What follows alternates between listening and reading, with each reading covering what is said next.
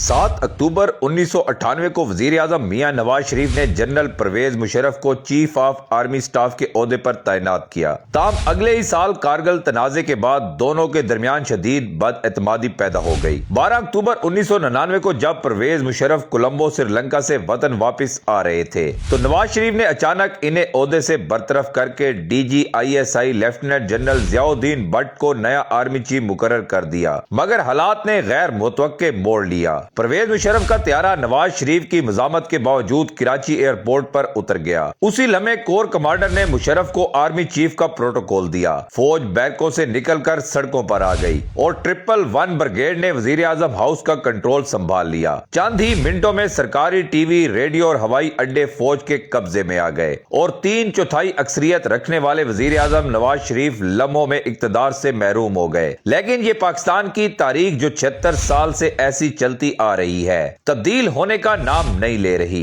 अवाम जिसे वोट देती है इसको हटा दिया जाता है। 30 साल इस मुल्क के मार्शल लॉ खा गया, बाकी इक्तदार की जंग और करप्शन की नजर हो गए। अवाम आज भी मुश्किलात में जिंदगी गुजार रही है। बांग्लादेश का टक्का पाकिस्तानी रुपए से ऊपर चला गया है, लेकिन ये इक्तदार की जंग और एक दूसरे पर सबकत ले जाने की जिद आज भी इस मुल्क को खा रही है। पाकिस्तान की तारीख का लुब्बे लुबाब यह है कि सियासतदान अवाम को बेवकूफ बनाकर वोट लेते हैं और हुकूमत बनाते हैं ताकि करप्शन कर सके। दूसरी जानिब जर्नल अवामी वोटों को बूटों तले दबाते हुए खुद इक्तदार पर काबिज हो जाते हैं। ये एक ऐसी जंग है जिसमें इक्तदार हासिल करने वाले, चाहे वो सियासतदान हो या जर्नल, वो तो अरबपति बन गए हैं। लेकिन इस जंग में सबसे ज्यादा नुकसान पाकिस्तान की 24 करोड़ अवाम का हुआ है और अभी तक हो रहा है, जो कि गुर्बत की लकीर से भी नीचे जा रही है। आज तक जो भी सियासतदान इस मुल्क पर काबिज रहा उसकी तो 7 नस्लें भी अमीर हो गईं। लेकिन पाकिस्तानी अवाम हर साल करोड़ों की तादाद में गुर्बत की लकीर से नीचे जा रही है। आखिर ये ड्रामा पाकिस्तान की अवाम के साथ कब तक चलता रहेगा?